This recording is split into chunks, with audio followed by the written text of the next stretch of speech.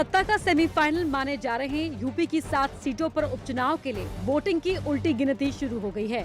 इन 7 सीटों में जौनपुर की परिसीमन सीट मल्हनी सभी पार्टियों के लिए प्रतिष्ठा का सबब बनी हुई है।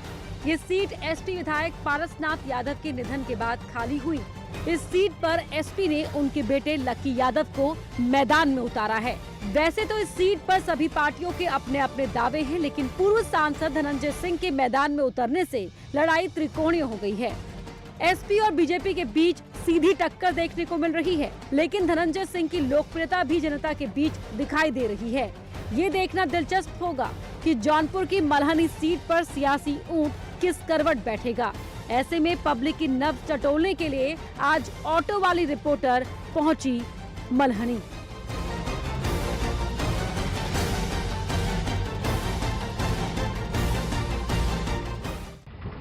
उत्तर प्रदेश में उपचुनाव का बिगुल बज चुका है। हर तरफ से दावे किए जा रहे हैं, वायदे किए जा रहे हैं, लेकिन इस बीच सर्वोपरि है जनता जनार्दन का वो फैसला जो 3 नवंबर को वोटिंग के बाद सामने आएगा। नमस्कार, स्वागत है आपका न्यूज 18 पर। मैं हूं आपके साथ अनामिका सिंह, ऑटो वाली रिपोर्टर, और हमारी ऑटो पहुंच चुकी है जौनपुर के मल्हनी में उपचुनाव होने हैं। और जौनपुर का इतिहास जो है वो जानते ही हैं आपकी कितना महत्वपूर्ण ये सीट है, पूर्वांचल के लिहाज से भी और पॉलिटिकल पार्टीज के लिहाज से भी। अगर यहाँ के सियासी आंकड़े की बात की जाए तो 2012 के बाद से समाजवादी पार्टी का यहाँ पर दबदबा रहा है। इस बार भी पारसनाथ यादव के निधन के बाद जो उनके बेटे हैं लक्की यादव समाजवादी पार्टी की ओर से मैदान में हैं। बीजेपी की ओर से मनोज सिंह जो कि पार्टी के पुराने कार्यकर्ता रहे हैं, उनको मौका दिया गया है। लेकिन इस लड़ाई को दिलचस्प बना दिया है धनंजय सिंह के नामांकन ने। धनंजय सिंह यहाँ से कई बार सांसद भी रहे हैं, विधायक भी रहे हैं, अच्छा खासा दबदबा है उनका यहाँ पर। लेकिन समाजवादी पार्टी और बीजेपी की फाइट जो होगी, इसमें तीसरी टक्कर जो होगी वो धनंजय सिंह की होगी। और इसीलिए हम जानने के लिए यहाँ पे पहुंच चुके हैं कि इस फाइट में जनता का मूड क्या कहता है, वोटर्स का मूड क्या कहता है। और ये जानने के लिए साथ देगी हमारी ये ऑटो, और चलते इसी से।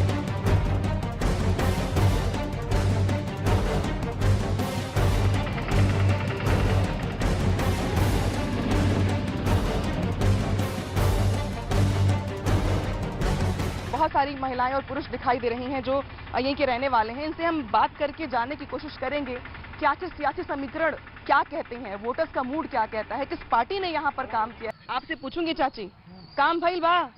हाँ भाई, जब से हम सब रहे विधायक, तब से हम सब बहुत कुछ पाए।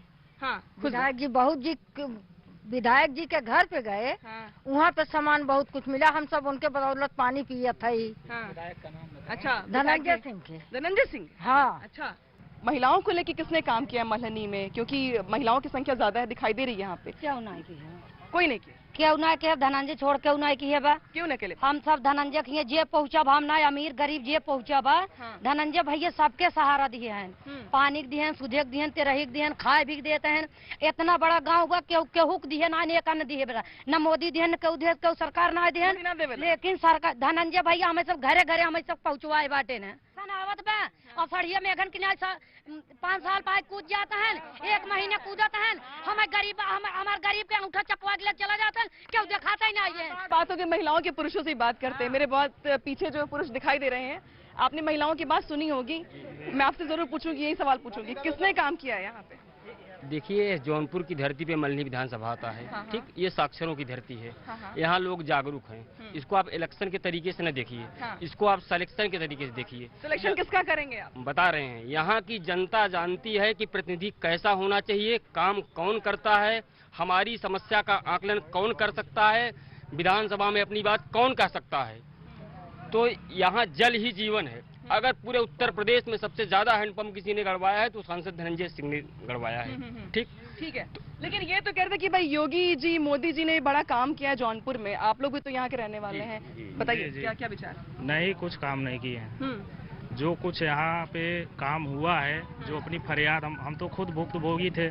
लाइट बिजली के लेकर पूरा हमारा बस्ती उसमें परेशान था। किस बस्ती से आते हैं? बेलापार गाँव के बस्ती से आते हैं, मुस्लिम बस्ती से।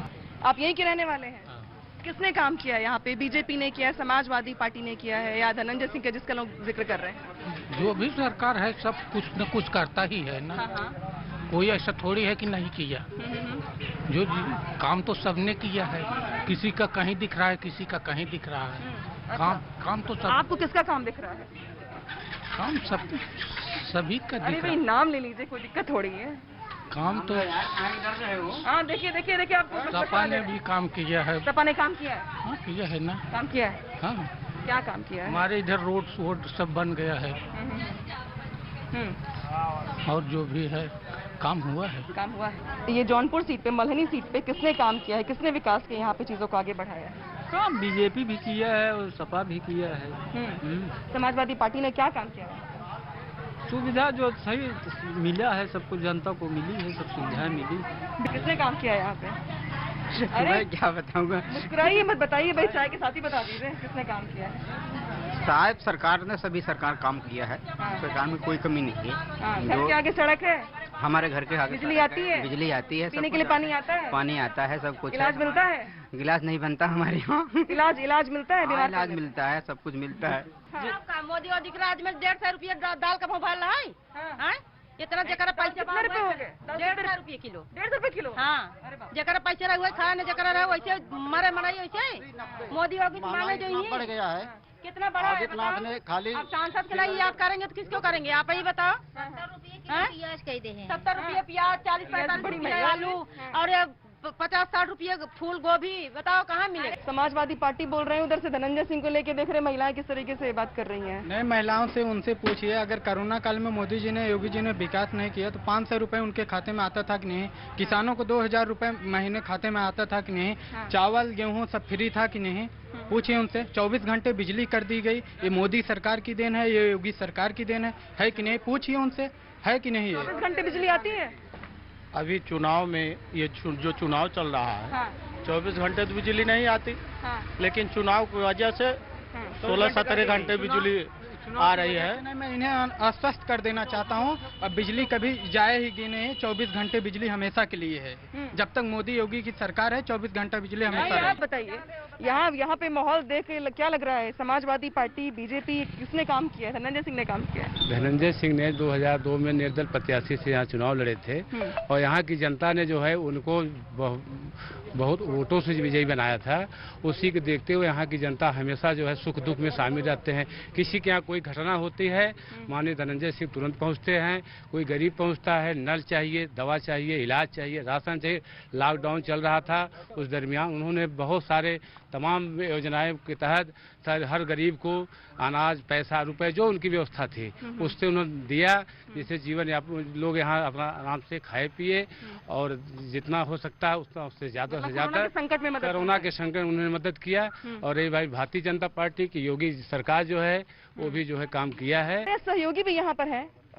मनोज जी, आप तो यहाँ पे कवर करते रहे हैं, देखते रहे हैं, काफी भीड़ भी यहाँ पे इकट्ठी है लोगों की। किसने यहाँ पे काम किया, मैं आपसे ऐसे जानना चाहूंगी जैसे एक पत्रकार बायस जो कि बताता है। देखिए, जिस तरीके से अगर हम बात करें, जौनपुर में कुल 9 विधानसभा है, जिसमें से एक मल्हनी है। इसी समाज में कोई एक्टिविटी नहीं थी जितना आज की तारीख में है, तो मल्हनी की जनता उस पर भी भरोसा कर रही है। लकी यादव भी कर रही है, पूर्व सांसद धनंजय सिंह पर भी कर रही है। इसलिए कर रही है कि यहाँ के पूर्व सांसद बीजेपी के जो मनोज सिंह है, वो तो छात्र संघ से ही रहे हैं, चुनाव पार्टी के लिए काम करते रहे हैं, वो इस बार मैदान में है। उनको लेके क्या देख रहे हैं? देखिए, मनोज सिंह की जो छवि है, ये जौनपुर जिले के रहने वाले हैं और पूर्व छात्र संघ के अध्यक्ष भी रह चुके हैं इलाहाबाद यूनिवर्सिटी के। तो बताया है कि यहाँ पर जब जिस तरीके से सीएम योगी का आगमन हुआ था, मल्हनी उपचुनाव को लेकर जब पदाधिकारियों की सम्मेलन हुआ था, तो ये बताया गया कि बीजेपी की जो दमदारी से यहाँ पर चुनाव लड़ने जा रही है। बीजेपी पूरी पावर यूं कह लीजिए कि मल्हनी को उपचुनाव में लगा दी है। जितने क्षेत्रीय विधायक हैं, पार्टी के सांसद हैं और जो भी चुनाव प्रभारी में कैबिनेट मंत्री लगाए गए हैं और जिले के प्रभारी मंत्री लगाए गए हैं, तो तमाम बीजेपी भी सीट को गंवाना नहीं चाहती। बीजेपी भी अपना एक मौका चाह रही है कि इस उपचुनाव में अब बीजेपी के कमल जो है यहाँ पर खिले, ऐसा काम कर रही है बीजेपी। सबसे महत्वपूर्ण ये भी है कि जिन 7 सीटों पर चुनाव हो रहे हैं उसमें से 6 सीटें ऐसी हैं जिस पर बीजेपी का कब्जा रहा है, तो उस कब्जे को बचाए रखना बीजेपी के सामने चुनौती है। वहीं दूसरी ओर ये सीट जो है ये समाजवादी पार्टी के पास थी, तो इस सीट को अपने पाले में करके बीजेपी ये बताना चाहती है कि न सिर्फ अपनी सीटों को बचाने का, बल्कि समाजवादी पार्टी की जो दंदारी वाली सीटें थी, यानी कि जो कब्जे वाली सीटें थी, उसको भी लाने के लिए पूरी ताकत झोंक रही बीजेपी, ताकि एक मैसेज जाए बड़ा कि 2022 में कुछ भी हो सकता है। और बीजेपी को लेकर भी इतनी नाराजगी जो है वो पब्लिक के बीच में उतरी नहीं है जितनी कि समाजवादी पार्टी के लोग बता रहे हैं।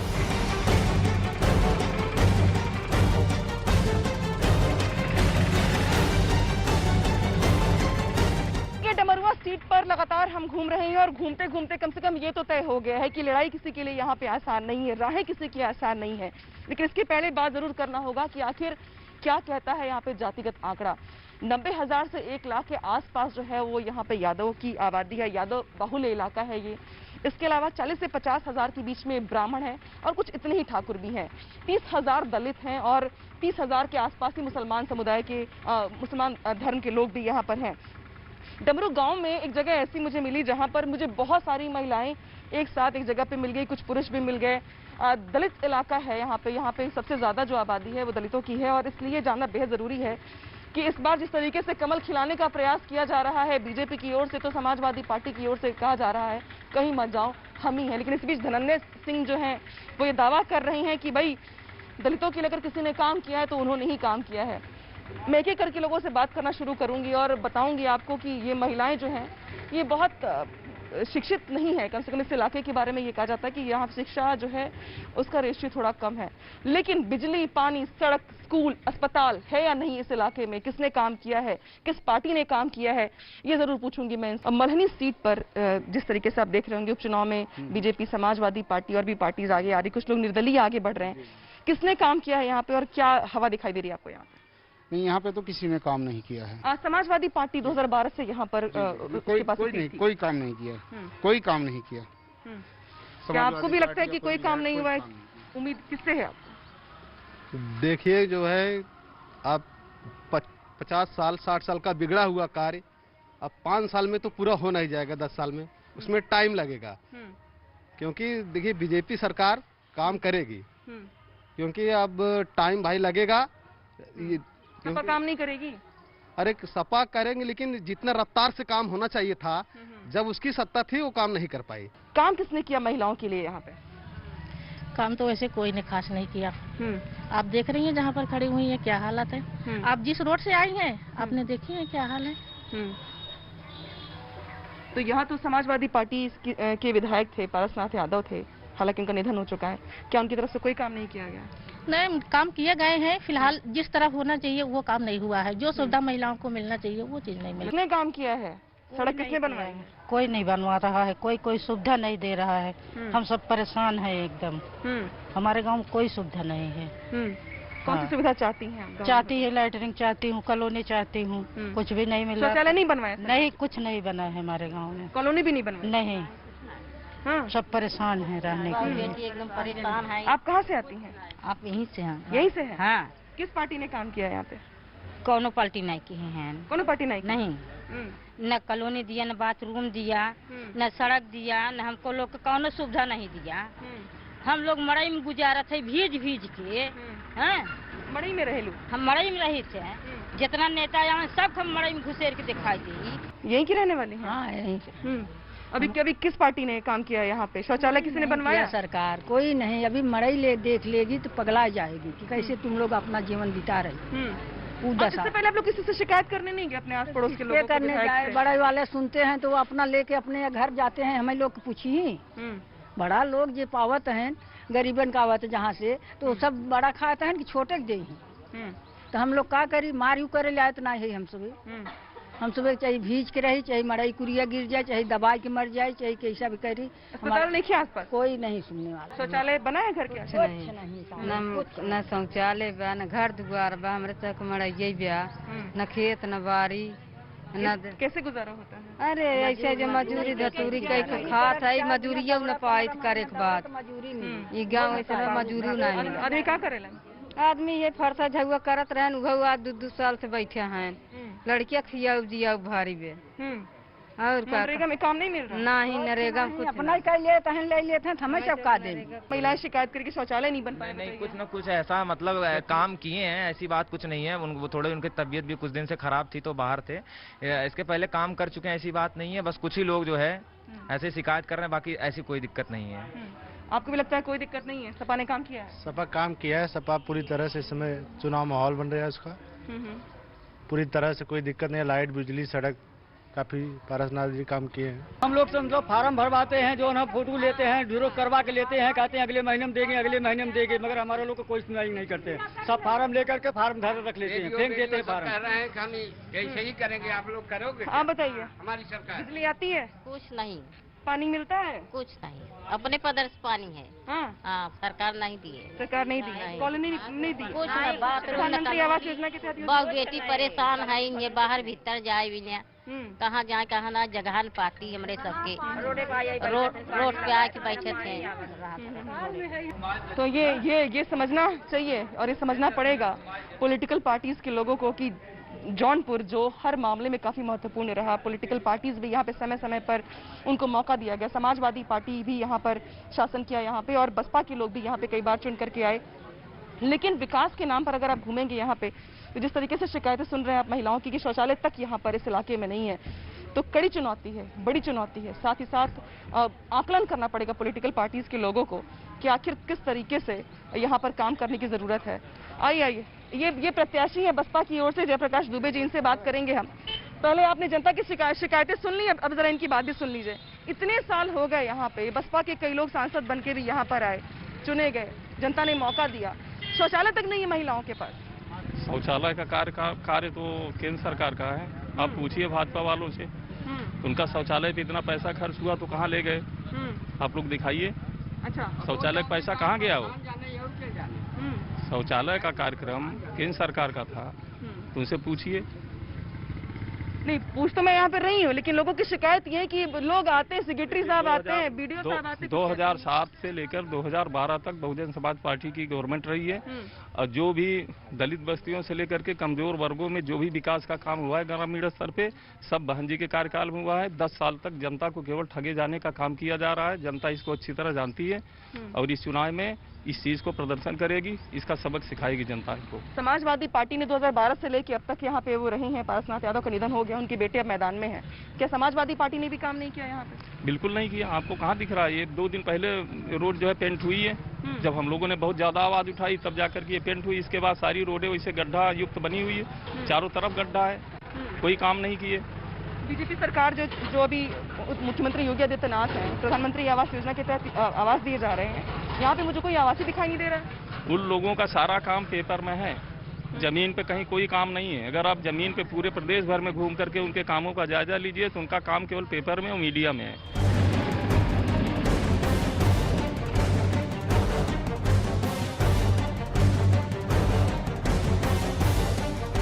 7 सीटों की इस जंग में जौनपुर जो है पॉलिटिकल सेंटर है, ये बात बिल्कुल तय है। समाजवादी पार्टी हो, बीजेपी हो, निर्दलीय नामांकन करने वाले बड़े नेता हो, या फिर तमाम अलग अलग आकलन करने वाले लोग, सबका यही मानना है कि जौनपुर सीट जो है निर्णायक भूमिका निभाएगी, कम से कम 2022 को लेकर बड़ा संदेश देगी। और ये इसलिए भी महत्वपूर्ण है क्योंकि बीजेपी की ओर से मनोज सिंह मैदान में जो हैं, उनके लिए ये शायद पहला मौका है, पहली बार उनको पार्टी ने टिकट दिया हुआ है। समाजवादी पार्टी के जो प्रत्याशी हैं लकी यादव, उनके लिए पहली बार है जब वो अपने पिता की विरासत को आगे लेके जाएंगे। धनंजय सिंह, जिनके पास ये शायद एक बार फिर से निर्दलीय के तौर पे आगे आने का मौका मिलेगा उनको। हालांकि उनकी पत्नी ने पहले नामांकन किया था, लेकिन उनकी पत्नी ने नामांकन को वापस ले लिया और अब वो सिर्फ धनंजय सिंह ही मैदान में है। उपचुनाव का जब हम यहाँ पे जायजा ले रहे थे तो बहुत सारी शिकायतें मिली मुझे, यहाँ पे बहुत सारी शिकायतें देखने के साथ साथ उदासीनता मिली सरकार को लेकर के, नाराजगी दिखी यहाँ के विधायक को लेके, लोकल अधिकारियों को लेके, जिला प्रशासन को लेके कि इतनी महत्वपूर्ण सीट पर विकास छू के भी नहीं गुजरता। और शायद यही वजह है कि पॉलिटिकल पार्टी के नेताओं को ये देखना होगा कि जब उपचुनाव के लिए यहाँ पे प्रचार करने के लिए आएंगे, बड़े बड़े दावे करने के लिए आएंगे, तो उन्हें घूमना होगा इन गलियों में जहाँ पे वो देख पाएंगे कि सिर्फ बातें हैं, बातों का क्या। खैर, फिलहाल हम जौनपुर सीट से निकल रहे हैं अपने अगले उपचुनाव वाले जिले के लिए। आप देखते रहिए न्यूज़ 18। नंबर 300